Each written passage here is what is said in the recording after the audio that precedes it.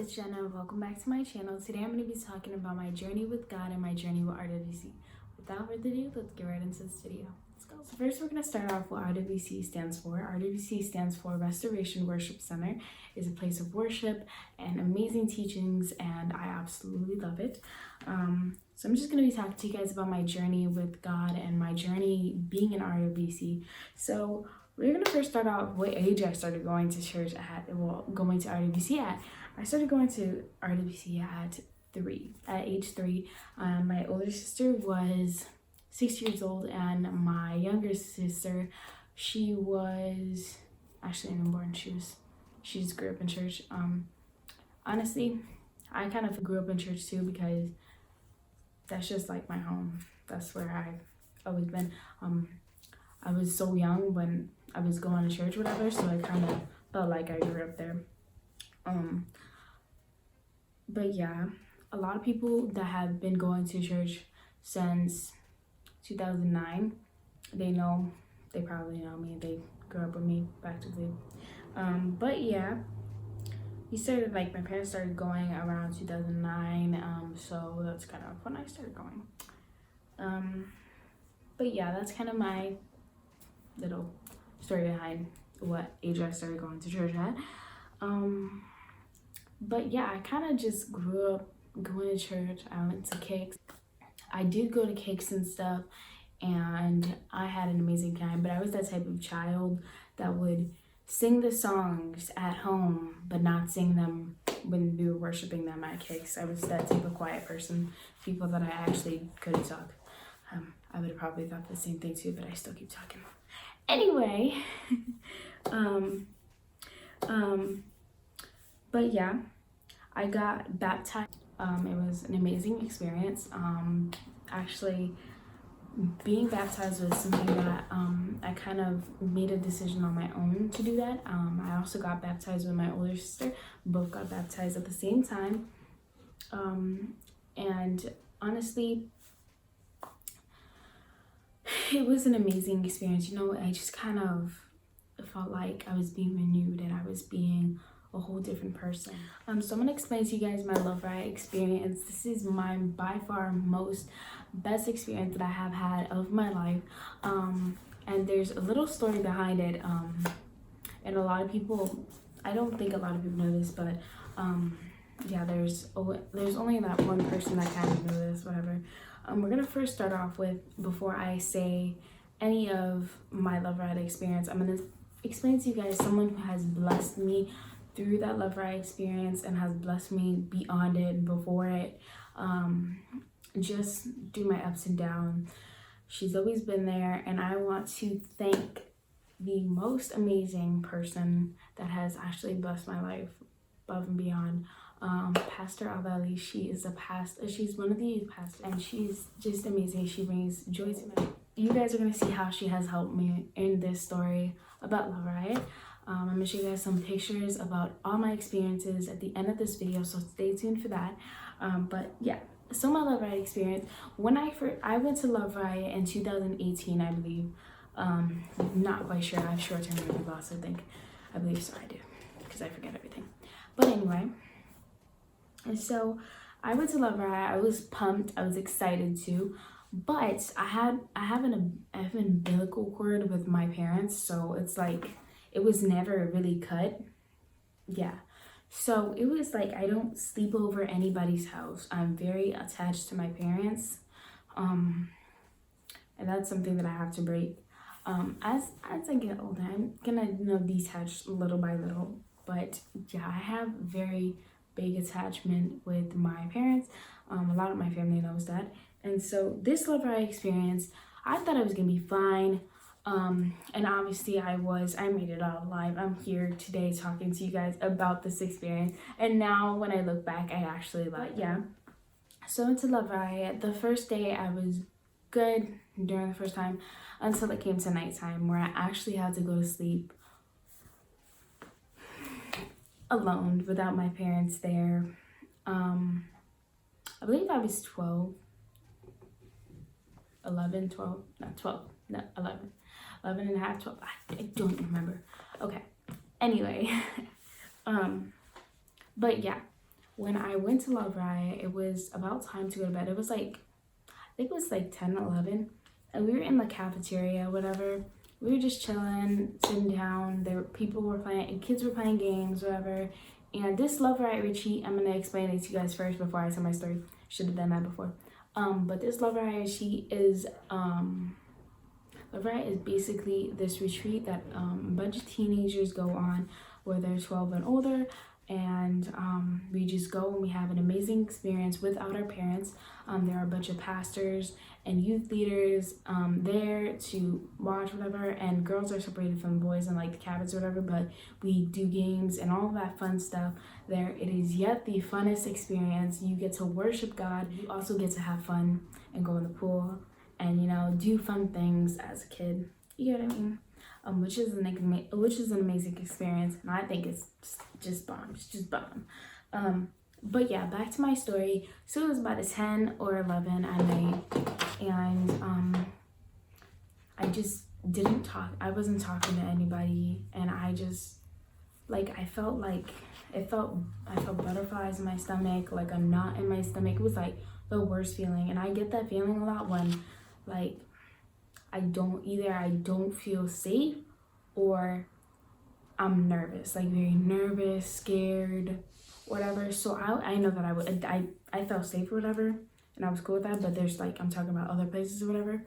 But at the moment I was scared. I was scared to do it by myself. I was scared to be without my parents for the first time.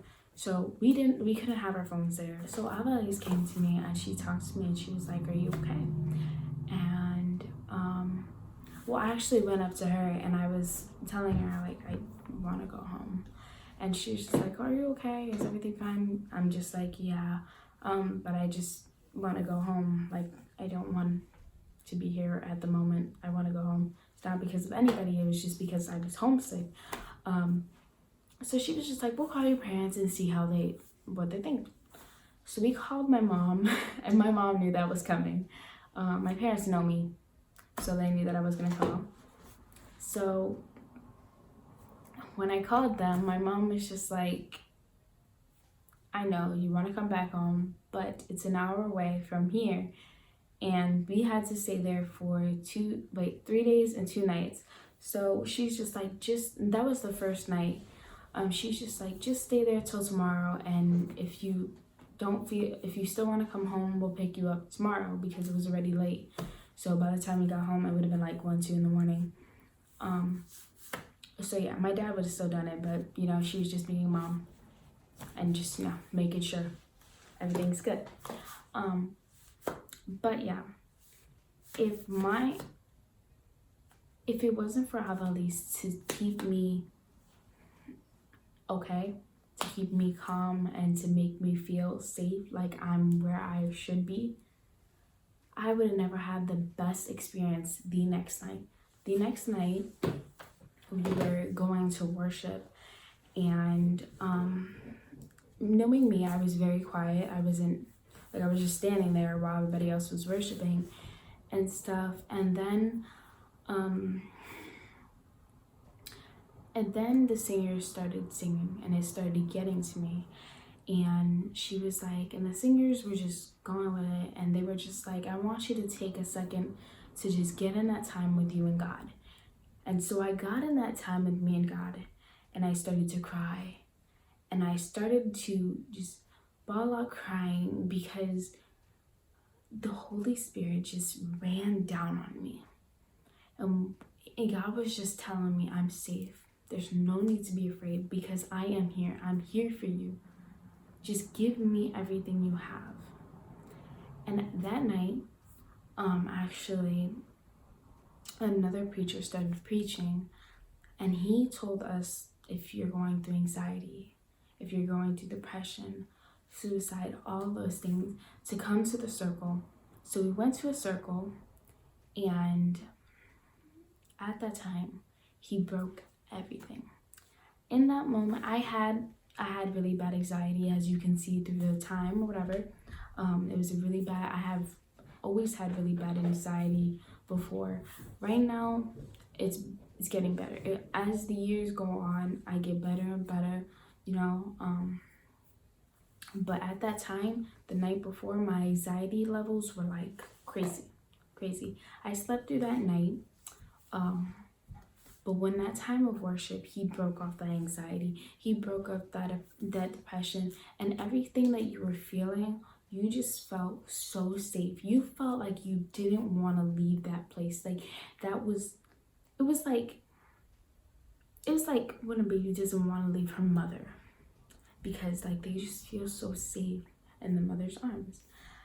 Like you felt so safe in that place of worship, in that place where you and God had communication, when you had that time with you and God, and your mind was just so focused on God. You didn't worry about who was around. You didn't worry about, oh, what people are going to think if you're worshiping, like a lot of people would. At that time, you just had that time with you and God, and you were just, fighting everything and just doing what you do, which was the most amazing experience. And when I went back home, I told my mom about my experience and everything that was just kind of going on. I got to experience Love Ride with one of my cousins and my sister. It was amazing. It was an amazing experience. We weren't in the same cabin, so I wasn't with like my family or whatever, but they gave me a lesson to learn, that not all the time when I'm with my family, I need to be with my family when I'm around them, to feel safe, because I have so much people around me to be able to help me, and God is always with you. And that's something that I learned. Love Ride has taught me so much, and I would be so honored for you guys to come when everything goes down. I'll let you guys know if you guys want to know information about that. But next topic is Youth 120, which is related to Love Ride, whatever. Youth 120 is something that each of the teenagers get to do. We get to go gather together on Fridays at 7, which is usually every Friday. If not, if the pastors aren't doing something, whatever, it's usually every Friday. And we worship, we play games, we listen to preachers preach, and have amazing things to preach about. We get to play games, we have cookouts, we do car washes, we do pizza parties, amazing things.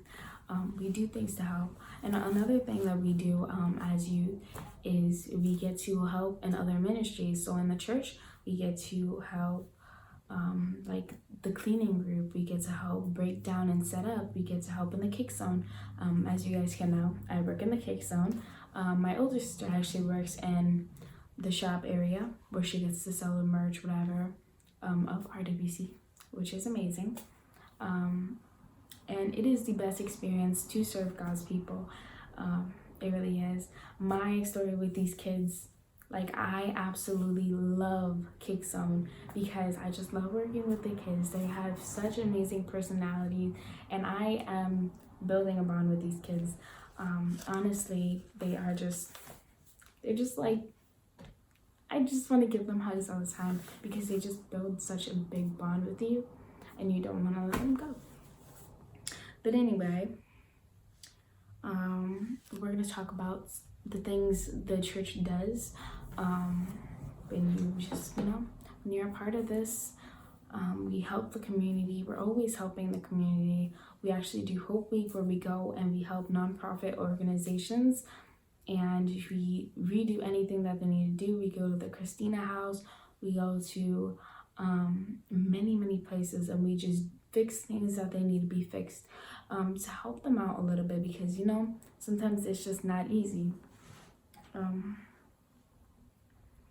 And we also do Mission 411, which are now called small groups, where you have a bunch of people that just come to a small group, and they do things that they are passionate about, but at the same time, they're also putting God in the center of it. We also do a gas drive, and the gas drive is when cars come, we pump gas for them, we give them free gas, we pay for gas, we talk to them, we pray, all that stuff. We do amazing things for if you guys need any information about Youth 120, I'm gonna leave it in the description. If you guys want more deeper information and you guys have like a child that wants to come to Youth 120, all my teenagers out there, reach me on my Instagram, on my Facebook, whatever it is.